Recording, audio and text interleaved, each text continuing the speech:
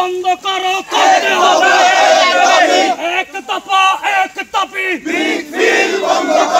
সোনার বাংলা ব্রিকফিল্ডের বিরুদ্ধে সাতকানিয়া নলুয়া ইউনিয়নত বিক্ষোভ মিছিল ও মানববন্ধন অনুষ্ঠিত হয়েছে। সোনার বাংলা ব্রিকফিল্ড বন্ধ করে দিলে এটা মানববন্ধন দেশে আর জনগণের এটা এলাকার সর্বস্তর জনগণের বেগুনের একটা দাবি হল দিকে সোনার বাংলা ব্রিকফিল্ড ইউনিয়ন বন্ধ করাম করিব। সোনার বাংলা ব্রিকফিল্ড দেখতে লাগিও বিগত সময় ধরে আসলে এটা যে তারা ইটভাটা তৈরি করেন দেশের মানুষের হয় হতিয়ার যে নোংরা পরিবেশ ইত্যাদি সৃষ্টি করছে এবং যে বায়ু দূষণ আর যার জন্য স্কুল মাদ্রাসার পড়াশা যাতায়াতের বিষয় সুবিধা।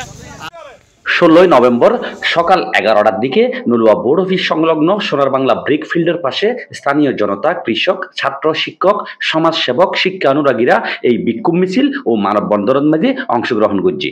ব্রিকফিল্ড গণবসতি স্থাপন করা হয়ে যে হারণে আর ইয়ানা বন্ধর দাবি চাই, কারণ এন্ড স্কুলের ছাত্ররা যাতায়াত গণ্য হারের ফসলি জমি নষ্টর মানুষ এন্ড খোলাহল পরিবেশে বই এগিয়ে নষ্ট হয়।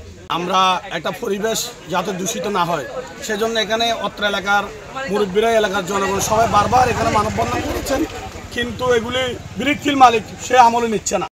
ইটভাটার প্রায় 1 কিলোমিটারের মধ্যে শিক্ষা প্রতিষ্ঠান, বসতি, আবাসিক এলাকা, ফসলি জমি তাকিদ নফারে, কিন্তু এই সোনার বাংলা ইটভাটার প্রায় হাসাহাসি জায়গার মধ্যে 27টা শিক্ষা প্রতিষ্ঠান আছে, ইউনিয়ন অফিস আছে, ফসলি জমি এবং আবাসিক এলাকা থাকায় পরিবেশের বেশি ক্ষয়ক্ষতি হওয়ার বলে জানাইয়ে এলাকাবাসী সকলে।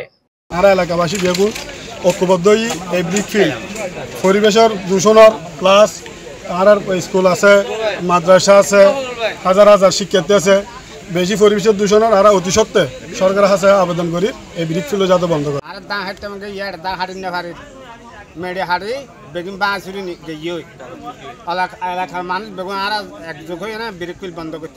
এর আগেও নাকি এলাকাবাসী সকলে পরিবেশ অধিদপ্তর, জেলা প্রশাসক, স্বাস্থ্য কর্মকর্তা, পরিবেশ আইনবিদ সমিতি সহ সর্বোচ্চ পর্যায়ের মাঝে এই ব্রিকফিল্ড বন্ধ করিবেল্লা বলিয়ে স্মারকলিপিয়ান প্রদান করছে।